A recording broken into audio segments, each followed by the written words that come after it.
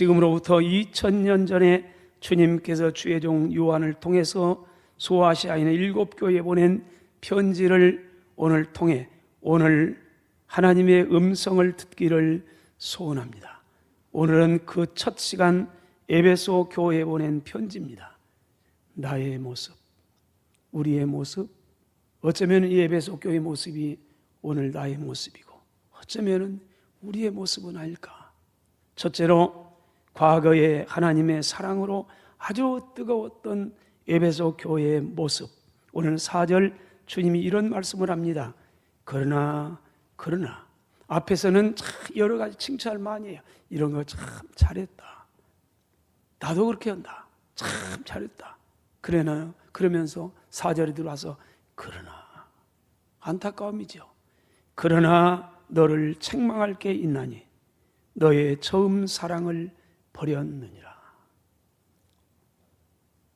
처음에는 사랑했다는 거죠. 그래 에베소 교회의 처음 사랑 볼까요? 사도행전 20장에 나타나 있는 에베소 교회의 모습은 얼마나 사랑으로 뜨거운 교회였는지, 하나님을 사랑하고 성도들끼리 얼마나 뜨겁게 사랑했는지 그 모습이 사도행전 20장에 있습니다. 바울이 에베소 교회의 장로님들을 아래 밀레도로 초청을 합니다. 왜 그러냐면 바울이 지금 3차 선교행을 마치고 예루살렘에 올라가야 되는데 시간이 촉박해요. 오순절 날까지 도착해야 되겠는데 이 계획에 그렇다면 이제 이 아시아에 있는 에베소 교회를 방문하고는 싶은데 저 위에가 있어요. 위에가 있으면 언제 거기를 방문했다가는 오순절 날 예루살렘에 다다를 수가 없는 겁니다. 그래서 편지를 미리 띄웁니다. 보내서 그 에베소 교회에 있는 장로님들을 밀레도라는 아래 동네로 초청을 해요. 거기에 모시고 여러 얘기를 해요. 내가 어떻게 3년 6개월 동안 에베소 교회를 사랑하고 에베소 교회를 섬기고 이렇게 살았는가, 그리고 앞으로 여러분들은 하나님께서 왜 장로로 세웠는가, 그리고 여러분 앞으로 어떻게 할 것인가, 그러면서 이 1장 고별 설교를 합니다. 이 고별 설교를 나가는데 그 다음에 36절과 8절에 이 말을 한 후 고별 설교를 마치고 그 다음에 헤어져야 할 그 시간이 왔습니다. 이 말을 한 후 무릎을 꿇고 그 모든 사람들과 함께 기도하니 다 크게 울며 바울의 목을 안고 입을 맞추고 다시 그 얼굴을 보지 못하란 말로 말미암아 더 근심하고 100가지 글을 전송하니라. 바울과 에베소 교회 장로님들이 헤어지기 아쉬워가지고요, 이 말을 듣고 같이 무릎을 꿇어요. 같이 함께 무릎을 꿇고 기도할 수 있다는 거, 그리고 함께 기도하고 또 같이 크게 울고요. 그냥 운 게 아니에요. 이별이 아쉬워서 다 크게 같이 크게 울고, 계속해서 다 해요. 다 모두가 다 불어서 함께 해요. 바울의 목을 안고 입을 맞추며 근심하며 보내니라. 에베소 교회 어떤 교회인가? 세워진 지 그렇게 멀지 않아요. 한 20년, 30년 짧아요. 아주 첫사랑이 뜨거웠어요. 그래서 함께 울고 함께 기도하고 함께 무릎을 꿇고 함께 목을 안고 그러면서 통곡하고 이래요. 이게 교회 얘기예요. 이게 성도예요. 구원받은 사랑으로 충만한 에베소 교회의 모습입니다. 이 모습은 나의 모습, 우리의 모습은 아닙니까? 처음 주님을 만나고 주님의 사랑이 너무 커서요, 감당할 길이 없다고 몸부림치면서 울고 또 울면서요 불렀던 고백이 있습니다. 아마 이 경험 다 있습니다. 예수 믿는 사람은 다 있습니다. 웬 말인가 날 위하여 주 돌아가셨나. 도대체 웬일입니까? 나를 사랑하다니요, 나를 위해 죽다니요. 이건 아무리 봐도 이해되지 않는 말, 말이 안 되는 이런 말. 근데도 사실이에요. 그래서 고백할 수밖에 없는 것. 웬 말인가 날 위하여 주 돌아가셨나. 나가 누구예요? 이 벌레 같은 날 위해 큰대 받으셨나. 그래서 몸부림치면서요, 늘 울어도 눈물로서 못 갚을 줄 알아. 그래서 몸밖에 드릴 것 없어 이 몸 바칩니다. 둘째로, 그러나 지금은요, 모든 뜨거운 사랑과 열정을 잃어버린 냉랭한 모습. 오늘 4절입니다. 주님이 말씀했습니다. 그러나 너를 책망할 게 있나니 너희 처음 사랑을 버렸다. 앞에 있는 그 2절 3절 맞아요. 행위를 알고 수고하고 인내도 알고 악한 자를 용납치 아니한 것도 알고 또 자칭 사도라 하되 아닌 자들을 시험해서 거짓된 걸 드러낸 것도 알고 너희가 참고 내 이름을 위해서 견디고 게으르지 이걸 다 안다. 그런데 책망할 게 있다. 앞에 있는 게 소중하지 않다는 거 아니에요. 소중하지요. 그래, 그것보다 더 소중한 게 있다는 거예요. 그게 사랑이에요. 너를 책망할 게 있나니 너희 처음 사랑을 버렸느니라 말씀하고 있는 겁니다. 지금은 냉랭해졌다는 겁니다. 사도행전 20장은 앞에서 본 것처럼요, 에베소 교회 아주 뜨거운 사랑이 이때는 연대적으로 본다면 3차 선교 여행을 거의 마친 시기, 그러니까는 연대로 보면 AD 53년에서 58년경의 사건입니다. 그런데 오늘 본문이 기록된 요한계시록은 대략 학자들은 95년으로 봅니다. 그렇다면 대략 몇 년이에요? 40여 년의 세월이 흘렀습니다. 반세기에 가까운 시간이 흐르면서 에베소 교회, 여러분 상상을 해보세요. 교회도 많이 성장했을 겁니다. 그래서 사람들도 많이 바뀌어질 수도 있을 거예요. 재정도 넉넉했을 수도 있습니다. 성경도 배웠습니다. 종교의식도 압니다. 그래서 예배는 이렇게 드는 거예요. 기도는 이렇게 하는 거예요. 봉사는 이렇게 하는 거예요. 전도는 이렇게 하는 거예요. 많이 압니다. 얼마나 말합니다. 또 보면은 여러 가지 일 때문에 교회가 많이 있어서 이게 이 사건이 40년 동안 많은 사건이 있습니다. 그런데 지금 모든 것을 아시는 주님은 에베소 교회를요 책망합니다. 너를 책망할 게 있나니 너의 처음 사랑을 버렸느니라. 앞에 있는 게 참 소중하지요. 중요해요. 그런데 더 소중한 게 있대요. 그게 뭐예요? 사랑이래요. 교회의 본질은요 사랑입니다. 가장 소중한 것은 사랑입니다. 믿음, 소망, 사랑, 이 세 가지는 항상 있어야 됩니다. 그러나 그 중에 제일은 사랑입니다. 에베소 교회는요 다 있었습니다. 근데 사랑은 잃어버렸습니다. 뜨거운 열정, 주님을 향한 뜨거운 사랑은 다 사라졌습니다. 냉랭해졌습니다. 주님은 그것을 보면서 안타까우면서요, 아니다, 이건 아니다.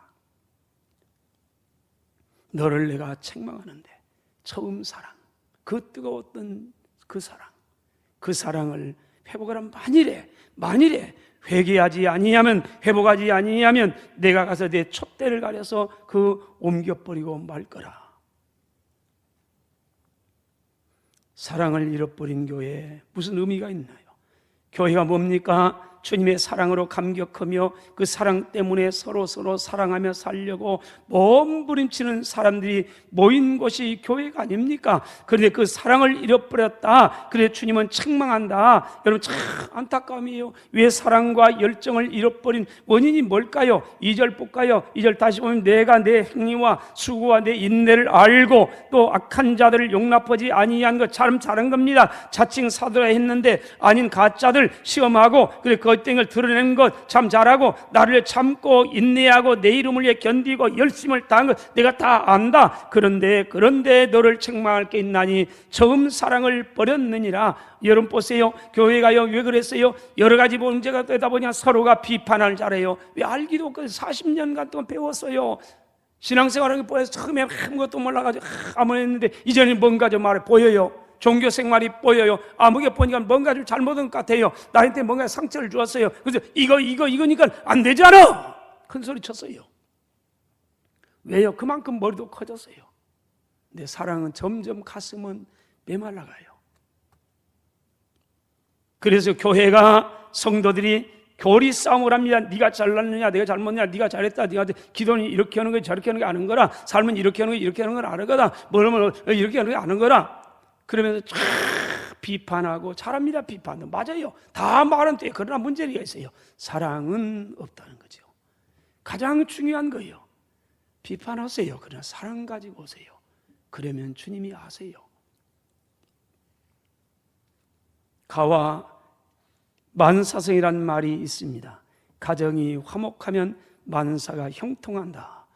교회가, 성도가 주님과 함께 평안하고 이웃과 함께 화목하면 하나님께서 그 가운데 복을 주어서 만사가 형통합니다. 그러므로 시인은 이렇게 권면합니다. 시편 122편 6절 7절 예루살렘을 위해서 평안을 기도하세요. 예루살렘을 사랑하는 사람은 형통합니다. 내 성 안에는 평안이 있고 내 궁중에는 형통함이 있을지어다. 133편 1절 3절입니다. 형제가 연합하여 동거하며 어찌 그리 선하고 아름다운 거. 조금 모자란 듯하지만은 그러나 서로 싸매주면서 함께하면서요 사랑하며 더불어 살아가는 삶이 어찌 그리 선하고 아름다운 거. 그러면 비유를 두 가지 들어요. 머리에 있는 기름이 수염 곧 아론의 수염에 흘러서 옷깃까지 내림과 같습니다.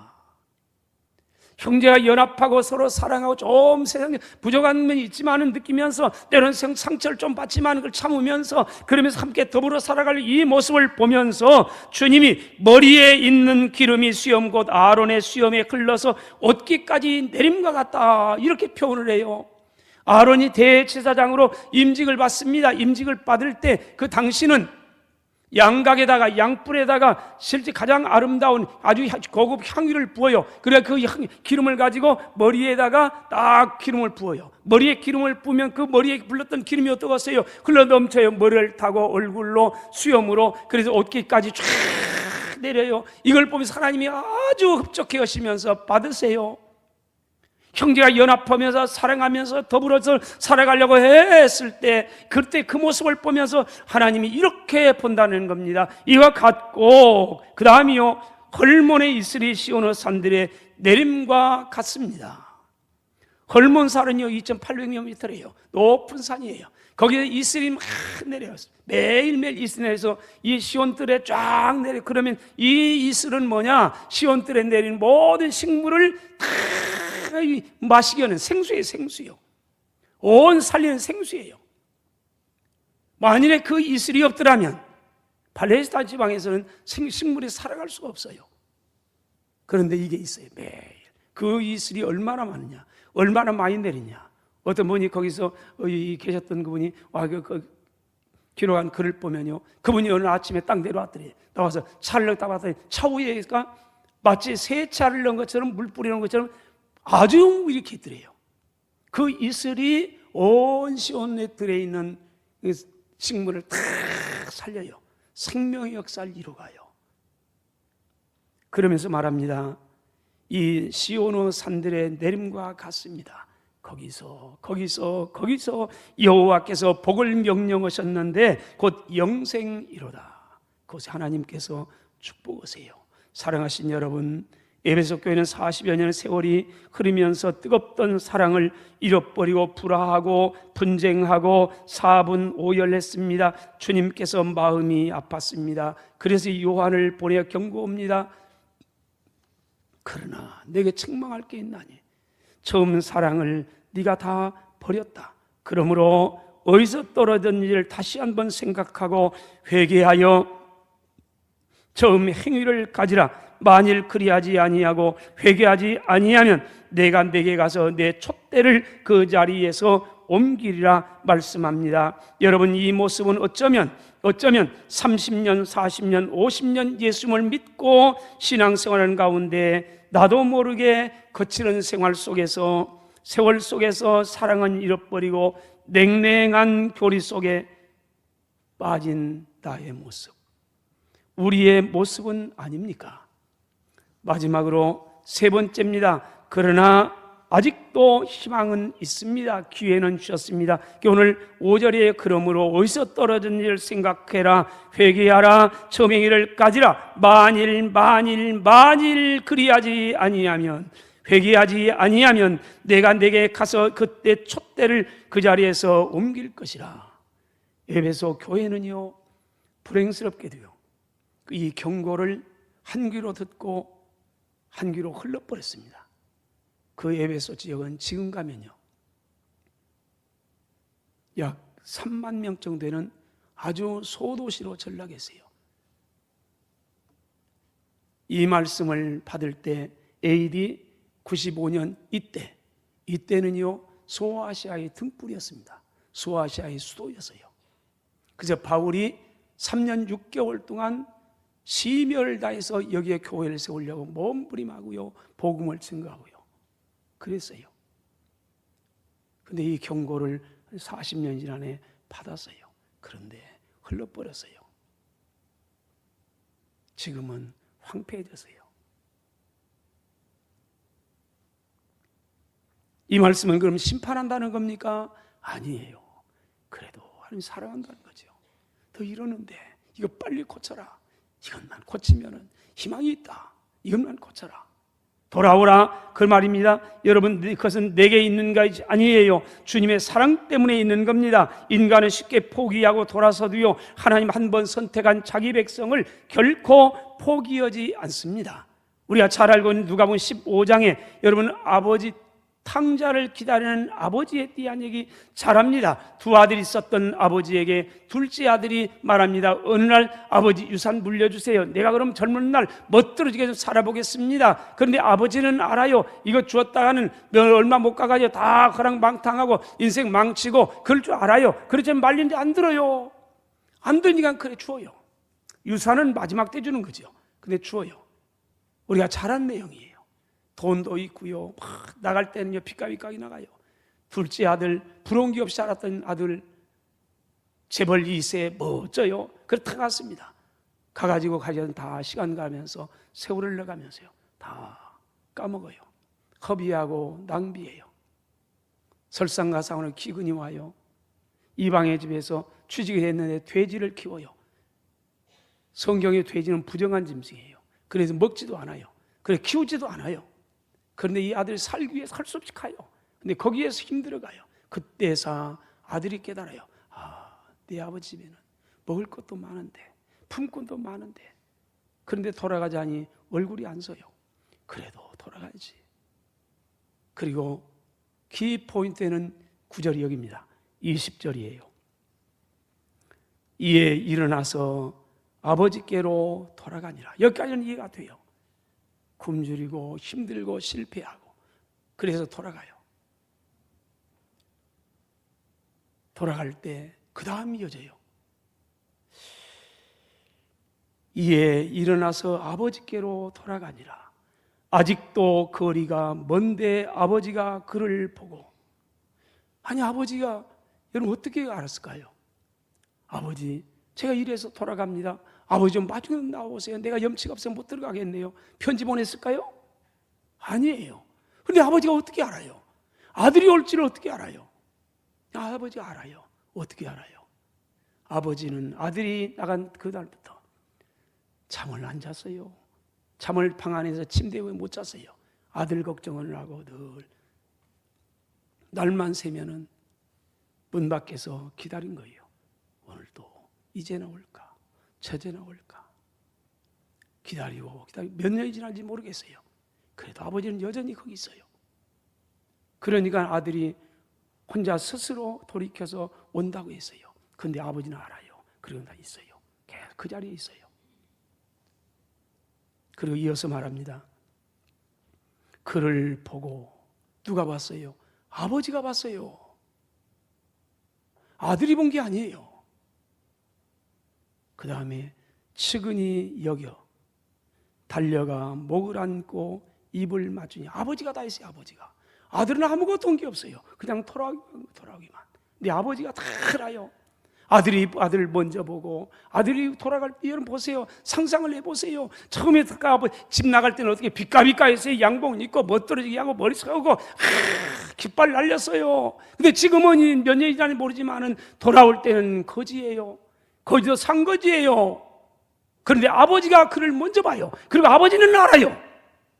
그리고 아버지가 또 달려가요. 아버지가 목을 안고 입을 맞춰요. 이게 사랑이에요. 아버지의 사랑. 왜 주님은 오늘 요한 사도를 통해서요 사랑을 잃어버린 냉랭한 에베소 교회를 책망하고 있을까요?